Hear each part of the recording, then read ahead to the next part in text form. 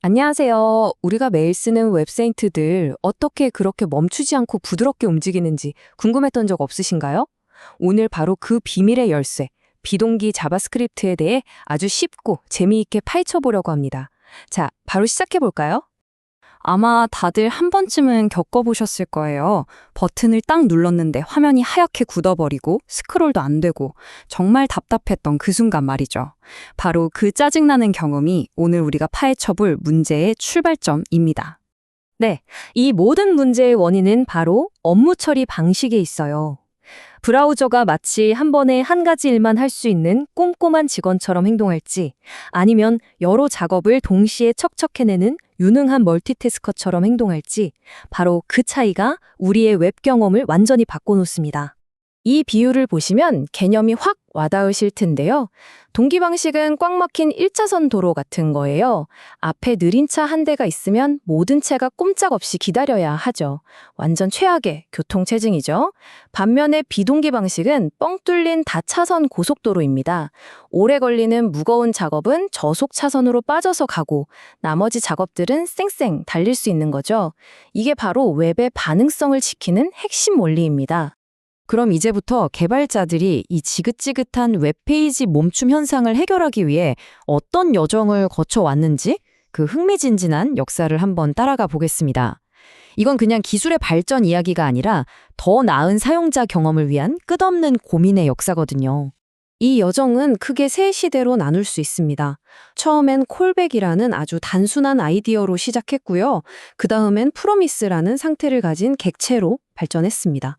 그리고 마침내 지금 우리가 많이 쓰는 async/await라는 그냥 평범한 코드처럼 보이는 아주 우아한 문법에 도달하게 된 거죠. 그래서 가장 첫 번째 해결책이 바로 이 콜백이었습니다. 개념은 정말 간단해요. 이 일 끝나면 내가 지금 주는 이 함수 좀 실행해줘 라고 약속하고 함수를 넘겨주는 거죠. 아주 직관적이고 간단한 방법이었어요. 그런데 문제가 생겼습니다. 이 화면을 좀 보세요. 사용자 정보를 가져오고, 그 다음에 주문 내역을 가져오고, 또 그 다음에 결제 정보를 가져와야 할 때 코드가 점점 안으로 파고들죠. 마치 끝도 없는 계단을 내려가는 느낌이에요. 개발자들은 이걸 뭐라고 불렀을까요? 바로 콜백 지옥, 콜백 헬. 여기서 탈출해야만 했습니다. 네, 콜백 지옥은 정말 코드를 읽기도 관리하기도 너무 힘들게 만들었거든요. 그래서 개발자들은 아직 오지 않은 미래의 결과를 좀 더 세련되게 다룰 수 있는 새로운 방법을 찾아 헤매기 시작했습니다. 그리고 마침내 찾아낸 해답이 바로 프로미스였습니다. 프로미스는 단순히 함수를 넘기는 것에서 한 단계 나아가 비동기 작업 자체를 하나의 객체로 만들었어요. 이 객체는 말 그대로 약속인 거죠. 지금은 작업 중이지만 언젠가는 성공이든 실패든 결과를 담아서 알려줄게 라는 약속을 담은 객체입니다. 이 개념을 아주 쉽게 설명해주는 비유가 있어요. 바로 레스토랑의 진동벨입니다. 우리가 패치로 데이터를 요청하는 건 웨이터에게 음식을 주문하는 것과 같아요. 그럼 뭘 받죠? 바로 프로미스라는 진동벨을 받습니다. 음식이 준비되면 resolve, 진동벨이 울리죠. 그럼 우리는 그때 await, 가서 음식을 가져오면 됩니다. 핵심은 진동벨을 들고 기다리는 동안 친구랑 수다를 떨든 다른 일을 할 수 있다는 거예요. 프로미스가 가져온 마법이 바로 이겁니다. 보세요. 콜백 지옥처럼 옆으로 파고드는 게 아니라 not then 이라는 걸 사용해서 작업들을 위에서 아래로 순서대로 착착 연결합니다. 이거 하고 그 다음에 저거 해. 그리고 그 다음엔 이거. 와, 훨씬 논리적이고 읽기 편해졌죠? 하지만 진화는 여기서 멈추지 않았습니다. 프로미스도 정말 훌륭했지만 async await는 이걸 한 단계 더 끌어올렸어요. 이 표를 보시면 async await는 비동기 코드를 마치 그냥 평범한 동기 코드처럼 보이게 만들어줍니다. then 같은 것도 없이 그냥 우리가 원래 알던 코드처럼 위에서 아래로 흘러가죠. 에러 처리도 익숙한 트라이 캐치를 그대로 쓰고요. 정말 가독성의 끝판왕이라고 할 수 있습니다. 자, 그런데 여기서 근본적인 질문이 하나 생깁니다. 다들 자바스크립트는 한 번에 한 가지 일만 처리하는 싱글 스레드 언어라고 들어보셨을 텐데 도대체 어떻게 이런 마법 같은 일이 가능한 걸까요? 그 비밀을 한번 파헤쳐 보겠습니다. 그 비밀은 바로 이 다이어그램 안에 숨어 있습니다. 자바스크립트 엔진 자체는 혼자 일하는 게 맞아요. 하지만 브라우저라는 더 큰 작업 환경에 도움을 받죠. 그리고 그 모든 것을 조율하는 지휘자가 있습니다. 바로 이벤트 루프.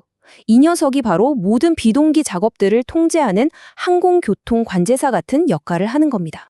과정을 단계별로 한번 살펴볼게요. 먼저 패치 같은 명령으로 요청을 딱 생성하면요. 그 무거운 작업은 즉시 브라우저의 웹 API라는 별도의 작업 공간으로 휙 던져집니다. 그럼 자바스크립트는 자유로워졌죠? 그냥 프로미스 객체의 상태만 가끔 확인하면 돼요. 그러다 작업이 끝나면 신호가 오고 그때 이벤트 루프가 이제 너 한가하네? 이 끝난 일 좀 추리해 하면서 다시 우리 코드 쪽으로 쓱 밀어 넣어주는 겁니다. 정말 똑똑한 시스템이죠? 물론 이렇게 멋진 도구들이 생겼다고 해서 모든 문제가 마법처럼 사라진 건 아닙니다. 비동기 환경은 여전히 개발자들에게 아주 까다로운 숙제들을 던져주고 있어요.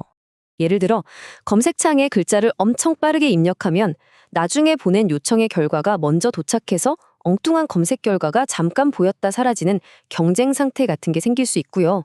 수많은 비동기 요청 중에 딱 하나가 조용히 실패해서 전체 기능이 먹통이 되거나 필요 없어진 작업이 메모리를 계속 붙잡고 있는 문제도 생길 수 있습니다. 이런 복잡한 문제들은 여전히 개발자들이 아주 세심하게 다뤄야 하는 부분이에요. 자, 그럼 이제 슬슬 정리를 해볼까요? 이렇게 복잡한 기술 이야기들을 쭉 했는데 이게 결국 오늘날 웹을 쓰는 우리에게 어떤 의미가 있는 걸까요? 바로 이겁니다. 우리가 살펴본 콜백의 그 어지러운 코드부터 오늘날의 정말 깔끔한 어싱크 슬래시 어웨이트까지의 이 기나긴 여정. 이 모든 것이 우리가 너무나 당연하게 여기는 실시간 채팅, 부드러운 스크롤, 즉각적인 피드 업데이트를 가능하게 만든 진짜 힘인 거죠.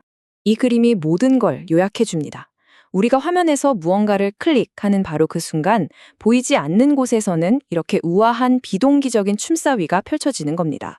요청이 서버로 날아가고 데이터를 받아와 화면을 샥 업데이트하는 이 모든 과정이 물 흐르듯 처리되기 때문에 우리는 멈춤 없는 쾌적한 경험을 할 수 있는 거고요. 결국 자바스크립트의 비동기 발전사는 기다림이라는 물리적인 한계를 사용자 경험의 영역에서 감쪽같이 숨기려는 치열한 노력이었습니다. 불가능해 보였던 동시다발적인 일들을 가능하게 만들었죠. 그렇다면 여기서 한 걸음 더 나아간 미래의 웹은 우리에게 또 어떤 놀라운 경험을 선사하게 될까요? 한 번쯤 생각해 볼 만한 질문인 것 같습니다.